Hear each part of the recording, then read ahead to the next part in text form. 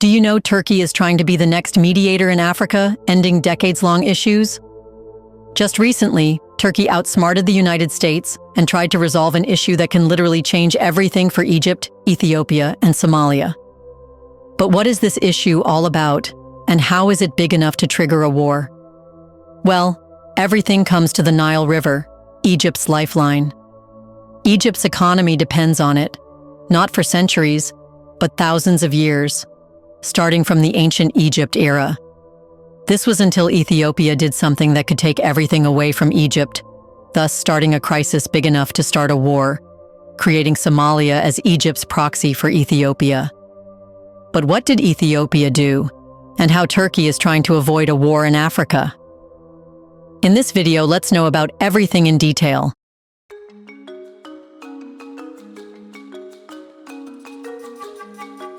The Nile River, the longest river in the world at 6,650 kilometers, is vital to the survival of Egypt, which relies on it for 97% of its freshwater supply. This dependency stems from Egypt's arid geography, where annual rainfall averages less than 80 millimeters in most areas, making the Nile the nation's primary source of water for drinking, agriculture, and energy. With a population of over 107 million, projected to grow to 150 million by 2050, Egypt's water needs are increasingly dire. The Nile sustains 95% of Egypt's agriculture, primarily concentrated in the fertile Nile Delta and Nile Valley, producing essential crops like wheat, rice, and cotton. Cotton, a cornerstone of Egypt's economy, is particularly water-intensive, requiring nearly 10,000 liters of water per kilogram of production. Additionally, the river powers Egypt's Aswan High Dam, which generates 2.1 gigawatts of electricity, accounting for about 10% of the country's energy supply. However, while Egypt is almost entirely dependent on the Nile, Ethiopia contributes 85% of the river's water flow through the Blue Nile, which originates in its highlands. Despite this, Ethiopia historically remained unable to harness the Nile for its own development due to colonial-era agreements. The 1929 Nile Water Treaty, signed between Egypt and Britain, representing Sudan, allocated 48 billion cubic meters of the Nile's water to Egypt and 4 billion cubic meters to Sudan, granting Egypt veto power over any upstream projects. This treaty was reinforced by the 1959 Nile Waters Agreement, which increased Egypt's share to 55.5 billion cubic meters and Sudan's to 18.5 billion cubic meters, leaving zero allocation for Ethiopia or other upstream countries. These treaties showed the geopolitical dominance of Egypt at the time, underpinned by its strategic location and British influence in the region. Ethiopia, excluded from these agreements, has long viewed them as unjust. Although Ethiopia is the source of the Blue Nile, which feeds the Nile with around 49 billion cubic meters annually, it remained unable to exploit the river for irrigation or energy due to a lack of infrastructure and external political pressures. Meanwhile, much of Ethiopia's population lived in poverty, with over 60% lacking access to electricity, one of the highest rates of energy deprivation in the world. In 2011, Ethiopia disrupted this historical imbalance by announcing the construction of the Grand Ethiopian Renaissance Dam, GERD. Situated on the Blue Nile, about 30 kilometers from Sudan's border, GERD is Africa's largest hydroelectric dam. The dam is 145 meters tall and 1.8 kilometers wide, with a reservoir capable of holding 74 billion cubic meters of water, a capacity nearly equal to Egypt's annual share of the Nile.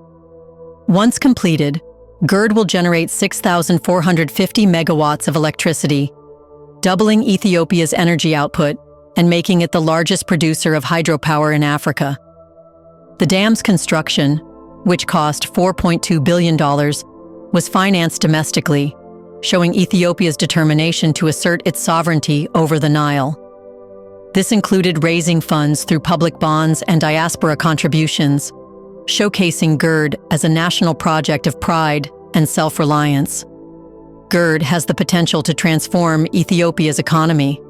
By providing electricity to millions of households and industries, it could lift millions out of poverty, stimulate industrial growth, and generate revenue through electricity exports to neighboring countries such as Sudan, Kenya, and Djibouti. The Ethiopian government envisions GERD as a means to position itself as an energy hub in East Africa, supporting regional integration and development. However, for Egypt, GERD is seen as a direct threat to its survival. The primary concern lies in how the dam will affect the flow of water downstream, particularly during its filling and operation phases. Ethiopia began filling GERD's reservoir in 2020, completing the process in just 3 years, despite Egypt's insistence on a more gradual filling period of 12 to 21 years to minimize downstream impacts. Egypt argues that such rapid filling could significantly reduce the Nile's flow, particularly during drought years, when water levels are already low. Experts estimate that a 2% reduction in water availability could result in the loss of 200,000 acres of farmland in Egypt, displacing farmers, reducing food production, and exacerbating unemployment in rural areas. This is critical in a country where agriculture employs about 28% of the workforce and contributes heavily to GDP. Additionally, any prolonged reduction in water flow could affect Egypt's ability to operate the Aswan High Dam, reducing its hydropower output and irrigation capacity. Egypt has repeatedly called for a binding agreement on GERD's operation, particularly regarding water releases during droughts. However, Ethiopia has rejected such demands, asserting its sovereign right to manage the dam as it sees fit. Ethiopia insists that GERD will not significantly reduce downstream water availability, arguing that the dam's primary purpose is electricity generation, which requires less water than irrigation. To get leverage, Egypt is strengthening alliances in the Horn of Africa. In 2023, Egypt signed a military pact with Somalia, providing arms and support in exchange for closer ties. This move angered Ethiopia, which sees Egypt's activities near its borders as a direct threat. In January 2024, Egyptian President Abdel Fattah el-Sisi publicly declared that Egypt stands shoulder to shoulder with Somalia, signaling Cairo's intent to leverage Somalia's grievances against Ethiopia. This alignment was further cemented through a joint security pact, which laid the foundation for Egypt's military and political support to Somalia. But things don't stop there. In August 2024, Egypt delivered its first shipment of military aid to Somalia in over 40 years, followed by a second, larger shipment in October. This aid, which included sophisticated weaponry like anti-aircraft guns and artillery, marked a significant escalation in Egypt's engagement with Somalia. Beyond enhancing Somalia's military capabilities, Egypt also proposed contributing troops to an African Union peacekeeping mission in Somalia. Everyone knew what Egypt was trying to do. The timing and scale of Egypt's military aid highlight its strategic objectives. First, Cairo aims to pressure Ethiopia by bolstering Somalia's military strength, creating a potential challenge to Ethiopian troops stationed in Somalia as part of the African Union transition mission in Somalia. Second, Egypt seeks to deter Ethiopia's unilateral actions on GERD by signaling that it can build regional alliances to counter Ethiopian ambitions. Lastly, by supporting Somalia, Egypt disrupts Ethiopia's efforts to forge alliances in the Horn of Africa, projecting itself as a defender of Somali sovereignty in the wake of the Somaliland deal. For Somalia, aligning with Egypt serves as a strategic response to Ethiopia's growing influence and the contentious Somaliland agreement. Mogadishu has long viewed Somaliland as part of its territory and has demanded the withdrawal of Ethiopian troops stationed in Somalia under ATMIS and bilateral agreements. Ethiopia, which has between 5,000 and 7,000 troops in Somalia, has refused to abandon its Somaliland deal, further straining relations with Somalia's central government. Ethiopia, in turn, has expanded its own regional influence, striking a deal with Somaliland, a breakaway region of Somalia, to lease 20 kilometers of coastline along the Red Sea for 50 years. This agreement provides Ethiopia, a landlocked country, with critical access to international shipping routes enhancing its strategic position. However, the deal has further strained relations between Ethiopia and Somalia's central government, which views Somaliland as part of its territory. This creates the risk of this crisis spreading in the region. Despite multiple rounds of negotiations, including mediation efforts by the United States, the African Union, and the United Nations, no binding agreement has been reached. The absence of a resolution raises fears of further escalation, with some analysts warning that the dispute could lead to military confrontation. And that's where Turkey becomes relevant, rapidly emerging as a key mediator in the Nile dispute between Egypt and Ethiopia. By drawing on its growing influence in Africa, its demonstrated expertise in international mediation, and its understanding of water diplomacy, Turkey is asserting itself as a global power broker. Before we continue further, tell us, are you enjoying the video? If yes, please like and share the video and subscribe to our channel to watch more videos on Black Africa. Let's continue now. As a strategic partner of the African Union, Turkey has steadily expanded its economic, diplomatic, and cultural relationships with African nations. One of Turkey's most prominent mediation successes was brokering peace between Somalia and Somaliland, ending years of unresolved conflict. This accomplishment hardened Ankara's credibility in the region and demonstrated its capacity to handle complex disputes. In the case of the Nile dispute, Turkey has taken a calculated approach by appointing Veysel Eroglu, a seasoned expert with nearly 3 decades of experience in water diplomacy. Eroglu's resume includes managing water-related issues in Iraq and other conflict zones, showcasing Turkey's technical readiness to mediate the high-stakes tensions surrounding the Grand Ethiopian Renaissance Dam. Ethiopia's ambassador to Ankara has even expressed confidence in Turkey's ability to mediate the broader Ethiopia-Sudan border dispute, further enhancing Ankara's reputation as a trusted intermediary. In January 2024, Ankara brokered a landmark agreement between Ethiopia and Somalia, ending nearly a decade of rivalry over strategic access to the Red Sea. The deal allowed Ethiopia to secure reliable and sustainable sea access under Somali sovereignty, while Ethiopia agreed to reconsider its recognition of Somaliland's independence. Turkish President Recep Tayyip Erdogan celebrated the agreement as a historic breakthrough, strengthening Ankara's reputation as a skilled and impartial negotiator. Again, in December 2024, Turkey brokered a significant breakthrough between Somalia and Ethiopia, announcing a joint declaration to resolve their ongoing dispute over the breakaway Somaliland region and Ethiopia's push for sea access. Erdogan expressed optimism about the deal, which he hopes will set the foundation for long-term collaboration between the two neighboring nations. He highlighted that the agreement paves the way for Ethiopia, the most populous landlocked country in the world, to gain secure and sustainable sea access. He also emphasized that the declaration focuses on building a cooperative future while leaving past disputes behind. The announcement marks a major milestone in the Ankara process, a diplomatic initiative Turkey launched 8 months ago to mediate the growing tensions between Somalia and Ethiopia. Erdogan praised the trust both nations placed in Turkey to facilitate this process and reaffirmed his country's commitment to promoting stability and development in the region. The tensions between Somalia and Ethiopia have been fueled by Ethiopia's controversial agreement in January 2024 with Somaliland, Somalia's breakaway region. Ethiopia had reportedly struck a deal to lease a stretch of Somaliland's coastline for a port and military base in exchange for diplomatic recognition. Note that this was in response to Somalia supporting and aligning with Egypt.